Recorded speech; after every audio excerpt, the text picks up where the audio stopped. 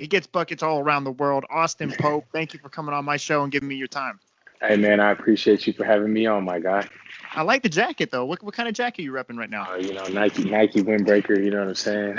Okay, I'm about to say I saw the logo and he's on a couple like Nike trail shoes. Yeah, I yeah, actually yeah, worked at Nike, and so I mean I got the Serena Williams yeah, poster yeah, yeah, behind yeah. me. I got The Kobe over Kobe. there, so Yeah, I I see had the to do it. Nikes I in the had to back. do it. How are you doing though? One thing I always talk about, if people listening to the show will know exactly what I'm about to ask, is 2020 made me realize you can't take every day for granted. So the first thing I do now when I interview people or have them on my show is, how are you living? How are you doing? So how are you doing, Austin? Hey man, I appreciate that. Like you said, 2020 has and beyond has been crazy for a lot of people, but definitely I'm good, man. It's just been learning to stay present. That's the only way we can be about it. You know, we can't dig too deep in the past or the future. Just handling what we got to do today. So I got my work in today. I got my reading in. You know, I'm doing my recovery right now. Got some food. So, you know, at the end of the day, I'm blessed, man. So I'm good. You said you're reading. You reading certain books? Yeah, yeah, yeah. So I read I mean I read a daily like Okay. it's more of a spiritual book, and then also I read it also at the top with a couple different books that I read per month. So I just finished one and I'm starting up another one today. So That's something I'm really trying to get into more. I have a David Goggins book, and then my brother got me a Barack Obama book, and so that's ooh, that I'm really trying to do more. I find myself on social media a lot because of what I do, obviously, but also absolutely. I'm like, man, the time that I do have where I'm kind of just mellow, instead of watching a TV show, I'm trying to read more. I'm trying to learn from Mhm, people who know more than me. So that's one thing I'm certainly trying to do more. I know LeBron absolutely. was heavy on doing that before his finals, and he said that helped him a lot. Man, it's just I mean two things I tapped into in 2020 was reading and like podcasts, like you know obviously stuff like this because you know getting knowledge from different people and different perspectives and different crafts and different things. I think it just can expand your mind and your mental. So I love it. I love it, man. It's definitely a good thing to do. Yeah, that's one of my that's why I honestly love what I do is I get to talk to so many different people and I get to learn. Like everyone has their own story, everyone has different things that they can teach you. So one thing I love and I just love, okay, I can learn something a little bit from this person, from this person, from this person, so I can take away certain things and try to improve upon myself. But this podcast, I really wanted to give you the opportunity to tell your story because Dom, shout out to our guy Dom, Rashad Yeah, Phillips, they he Yoda. brought your tape to me and he's like, check this guy out. I'm like, okay. And so I'm like, hey, this guy can hoop. I'm like, this guy's quality. I We appreciate it. covered the draft on SUV TV. I was telling you a little bit that off air. And one thing that Rashad's taught me so well is to evaluate talent. And I really just first of all, I love basketball. So I don't care if it's high school basketball, if it's college basketball, NBA. I just love watching basketball. So when I was covering the draft, I'm looking at guys who, like certain networks will only talk about the top three guys, but like Mhm. there's hidden gems throughout the whole first and second round. So I got to really appreciate that more. And so when I Absolutely. watch film, I'm watching your film and I'm like, man, you're lanky, you're explosive. You can finish with your left hand extremely well, but you can also finish extremely well with your right hand. And Mhm. I think you're such a tough guard. I think you really thrive in the way the game is played today with spacing and the speed of everything, transition up and down. So I'm like, okay, I love your game. So I had to have you on. But can you kind of take me and take my audience all the way back? How did you fall in love with the game of basketball? What was that moment where you picked up the rock and you're like, okay, this is what I want to do? Man, well, first, before, I definitely appreciate you for saying those words about my game. I appreciate that. Man, to take it back, my mom put the ball in my hands. You know, at an early age, I was like, it was my love. I tried out other sports, but I definitely knew basketball was a lot more natural to me, and I had such a passion for it. You know, I knew I lost championship games, and I would cry heavily, and if I won, I was happy. If I lost, I was crying. So I knew I had like a love for it. I contributed like them, my parents, my mom, my stepfather a lot. My mom was like the new, you know, the nature, you know, just making sure everything is all good, moms. And then my stepdad was more of like the my toughest critic. Even if I had 30, you know, he was always on me. You could have done this better. You could have done that better. You know, this and that. So, and he was also a referee, so he was able to kind of teach me, you know, the do's and the don'ts. That was that from like a family aspect. But then, like, I guess when I really started watching the game, I'm from LA, so being introduced to Kobe Bryant and Shaq, I was probably about 6 when they started their three-peat run. So Okay. watching Mr. Bean play and Shaq and you know Rick Fox and the supporting cast was like that was like, and being in LA during that time, that was what really gave me that spark for sure. Yeah, they're like superheroes when you're watching, and it's like they're not human. And one thing that I think is such an underrated quality is actually loving the game and having a passion for the game and like a chip on your shoulder and wanting to be better. Tom Brady just won his 7th Super Bowl, and it's like he's still not satisfied. It's like he's still like, we'll be back next year. It's like he didn't even celebrate the Super Bowl. He's like, okay, what can I do next year to win again? And I think when you have that quality, I actually just put something out today on it on Twitter. It's like not everything shows up on a stat sheet. And so like when you evaluate talent, I think a person's mentality, that dog mentality, that grit is such an important quality to have, but it's not something that's going to show up in a draft combine. It's not something that's going to show up after the game, but it's clearly a key ingredient that all timers have. And I think that's a key quality that you have. Man, I appreciate that. I definitely, because obviously I follow my guy Rashad Yoda, and we talk a lot off the air, of course, and just about like ways that like we can see eye to eye on certain things. Me and him have two different spectrums of the game. He was more of a smaller guard, and I'm a bigger guard. But Yeah. two things that you said we could speak the same language of is the mentality, the love, the passion, and I think a player like myself. Statistics aside, like I put up good stats and I do my thing, but I think I'm just driven by winning. So like, if there's been games in college and overseas, whatever, where I've had big scoring outbursts, there's been games when I've had medium scoring outbursts, but I've had triple doubles or like flirting with it, but I'm low turnovers and steals, and I'm just doing whatever it takes to help the team win the game. My team win the game. So whatever stats I walk into, that's kind of what I don't predetermine it though. So. Yeah. No, I think Yeah. that's important, and that's what I really saw about your game too. Rashad talks about magnetism a lot, and I could tell that people are drawn to you and Yeah. your personality. Okay, so you fall in love with the game of basketball, and clearly you have a natural talent for it. Like, you don't get me wrong, you got to put in the work, but some people you could just tell, like, okay, you have it, whatever that it is, you have it. When Yeah. did you notice? Okay, I'm actually pretty good at this. Like, this is something that I can really pursue. Oh man, this was definitely in like middle school. So like during that in between time between before at the end of elementary and before high school, I Okay. was really starting to establish myself around my city, around like in the state. I was doing AAU traveling, and then I was able to kind of like really separate myself from my peers in middle school and the people in my valley area.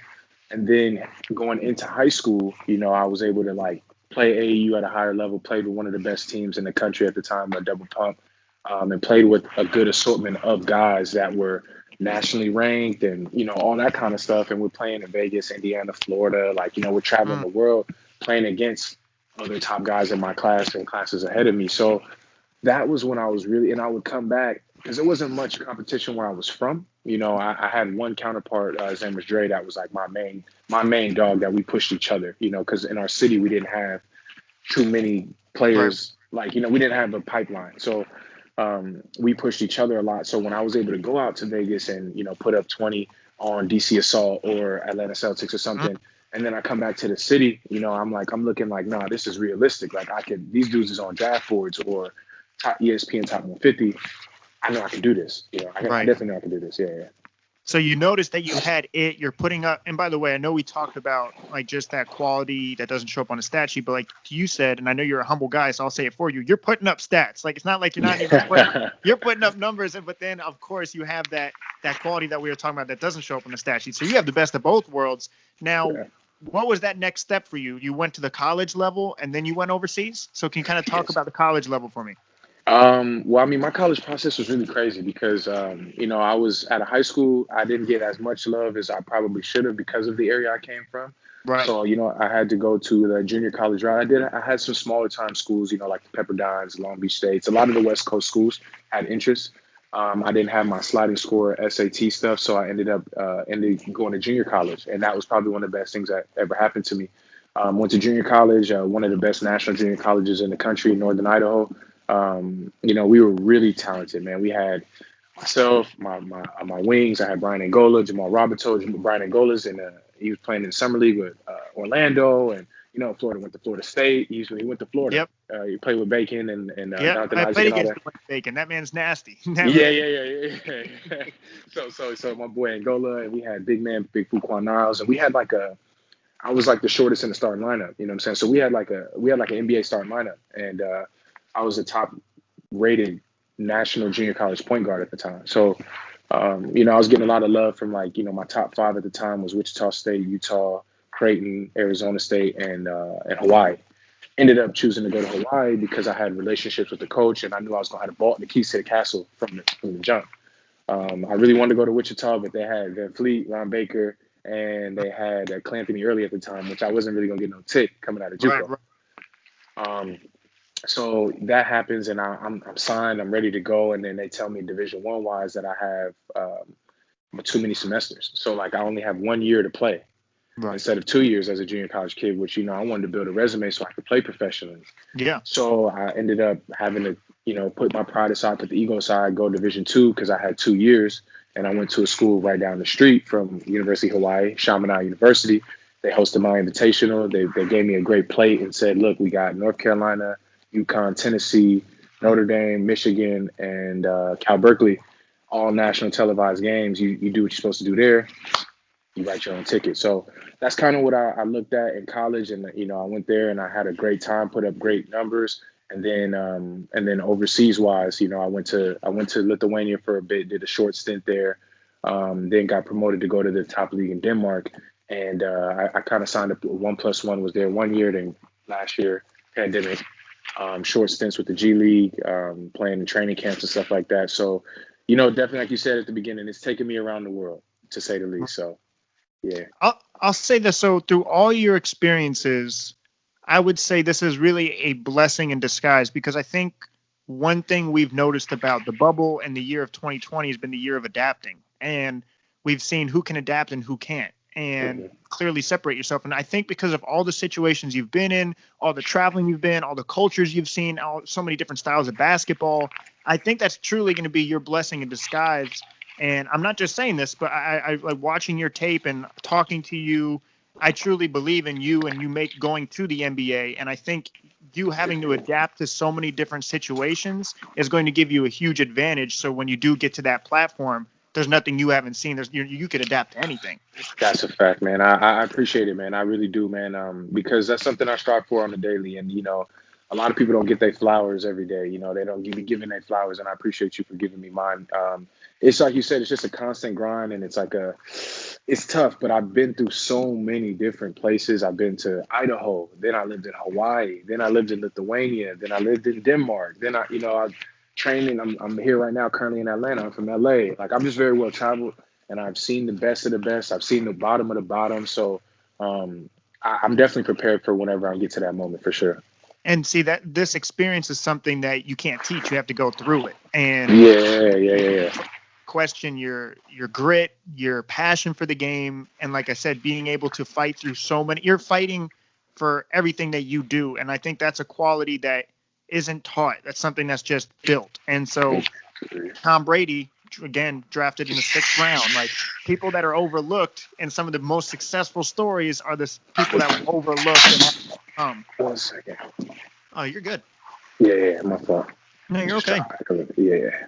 You're good. Keep going. Yeah.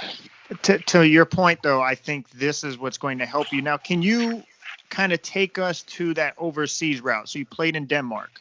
Mm-hmm. What is that like? I've had a couple friends play overseas, and they kind of told me a little bit about that experience and what that was like. And I feel like a lot of people don't get to hear that side of things. So can you walk us through that experience and what that was like overseas? Just how is it getting used to different cultures and different languages and just the style of basketball? What is that like?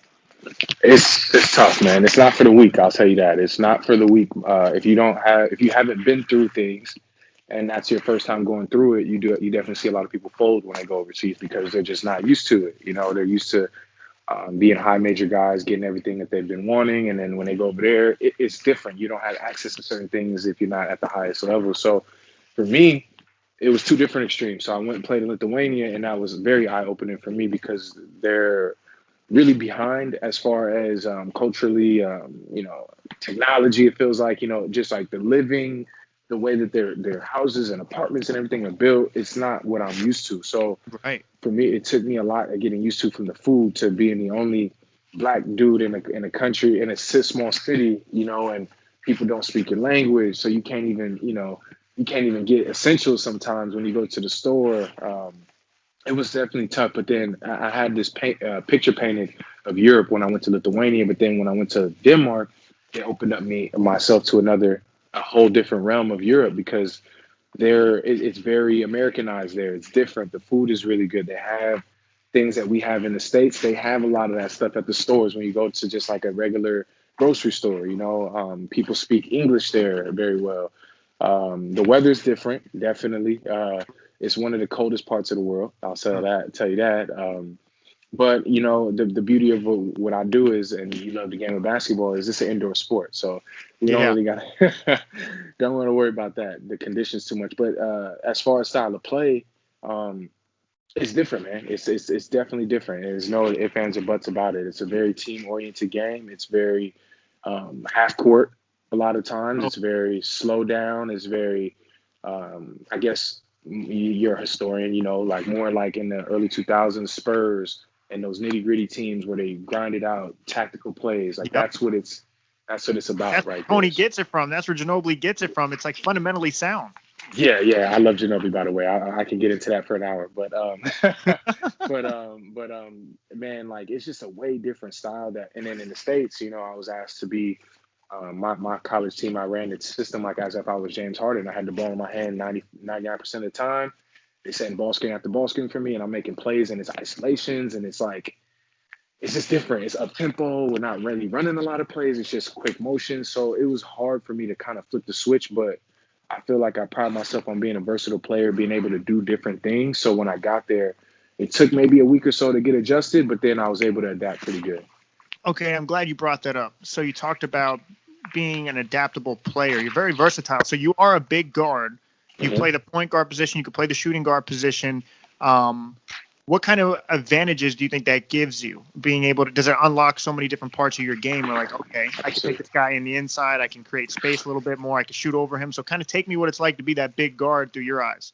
Man, I love it. I love it. To like honestly, like I feel like that's one of my biggest assets is my versatility. It's just being able to be out on the floor if and play the point with a big lineup.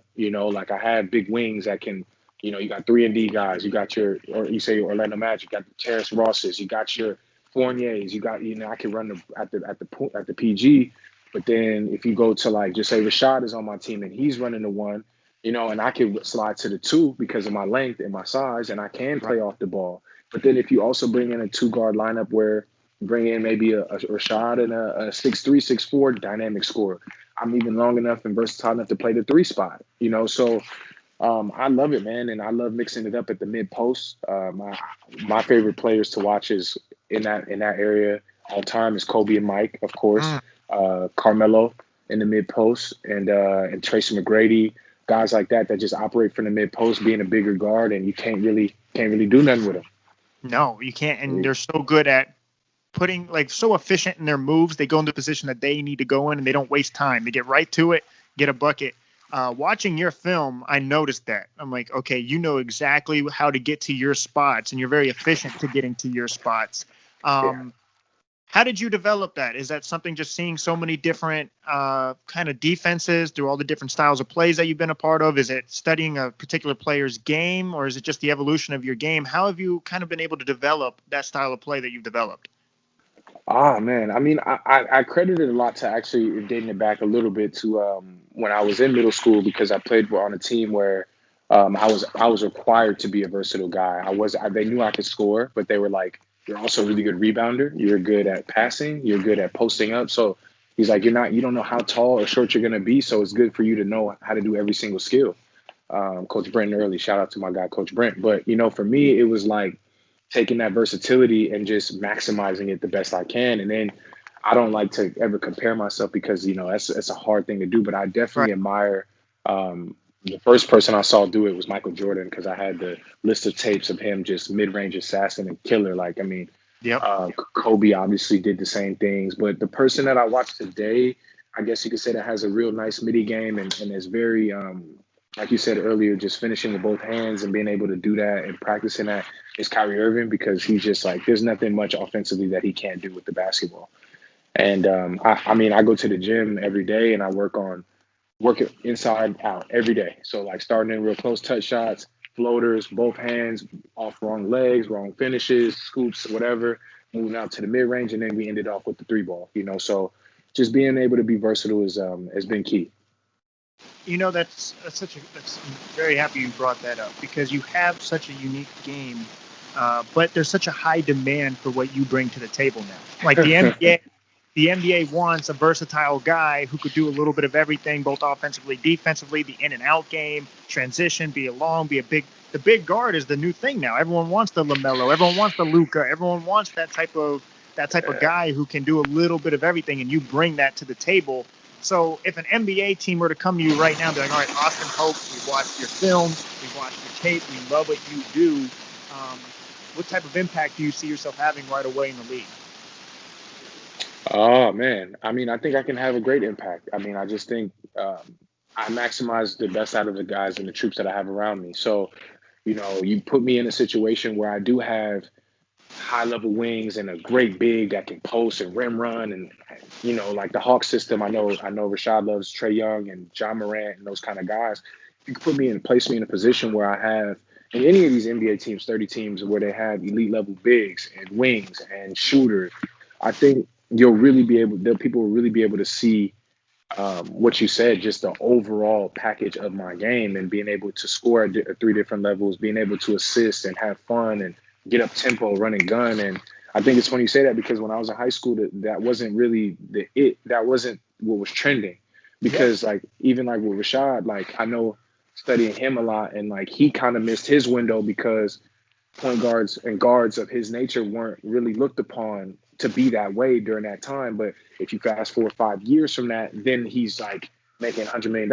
Yeah. So I feel the same way about myself, where it was like during the time it was more very traditional, very, very traditional. It was when I came up, it was Jason Kidd, Steve Nash, Rondo, which those are all pure, very pure, just very just sound pass first, which is cool, which wasn't really my game. I could do it, and I found myself trying to do that because I wanted to fit the mold at sometimes. But now, like LaMelo, Luka, James Harden, Trey Young. It's dynamic playmakers with the ball, and they run the show. And I felt like I was like, it's like, and like I'm like, dog, like. And it's like, and I love actually watching LaMelo ball. And I think it's hard for people to admire people that are maybe younger or older, but I watch from Pistol Pete Maravich to I watched some tape before I got on here of Imani Bates. Kid. Yeah, like because I just want to know what's out there. The game is evolving, so if I can tap into the youth, see what they got going on, I can maybe implement that into my game. So LaMelo is he's an issue. He's going to be an issue for years to come. Just for that reason, what you said, just being able to affect the game in so many different facets. So smart that you do that too. That is so smart. My coach loved Pistol Pete, by the way. He would have loved to be no, that's such a really great point. And you look at LaMelo, and I think he really benefited from being overseas. And so now coming here, he's seen that, and I think you'll have that same benefit as well. You see a lot of players from overseas adapt extremely well to the NBA. Of course, there's an adjustment period. The game is different. It's played different. But being able to see so many different schemes and so many different ways the game is played, I think really helps you in your game. And you remind me of Dustin Poirier just beat Conor McGregor, right? I know it's MMA. But one thing that he says he does is he evaluates young talent in MMA because he said the game is always evolving and I have to be able to evolve with the game. And so the fight game back in the day, okay, the wrestler was this, but now it's like you got to be able to do a little bit of everything. So for you to say you watch Imani Bates, I think is such an important thing because it's like, hey, we just talked about how the game is full of trends. If Rashad was 5 years later, this man is the next guy. But because he was in the game where that was frowned upon in a way. And so I think the game truly is moving or has moved in your direction where it's like, hey, your game is what teams want now. So I think that's really going to help you fit in the league. Man, I think so as well, man. I just think and then also another thing is too, like you look at the evolution of the game and the way it's played. It's just like back in the days when I watched basketball, you didn't see a lot of thin guys. You just didn't see a lot of thin guys playing the True. game of basketball. You had stocky dudes. You had dudes beat you up. The game was played different. You had to be strong. And physically, like you had to really put on a lot of mass, and the game was played from the mid range, more in. Now with the Steph Curry changing that and the Warrior system and everything, it's made more from the outside in. So I think that benefits players like me that aren't. I'm not this big huge muscular dude, but at the same time, I am very strong for my size, and I do what I can.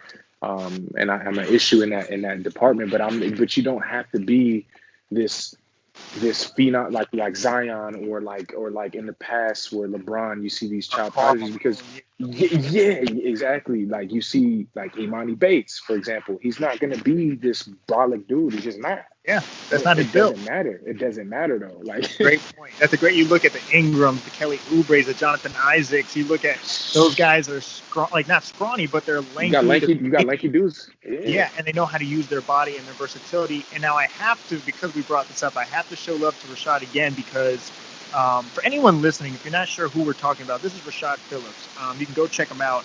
Very close to both Austin and I. He's a great guy, but he's truly a basketball guru and was a hell of a player in his day. He can still get buckets. I've seen him shoot. He can still get buckets. oh But yeah, of course. I don't go away. he created this positional template, and it's like why are we judging 5 positions and there's so many different styles of play? And so to your point, it's like not everyone fits that traditional mold of a point guard. There's different positions now, and I think Absolutely. it's guys such as yourself.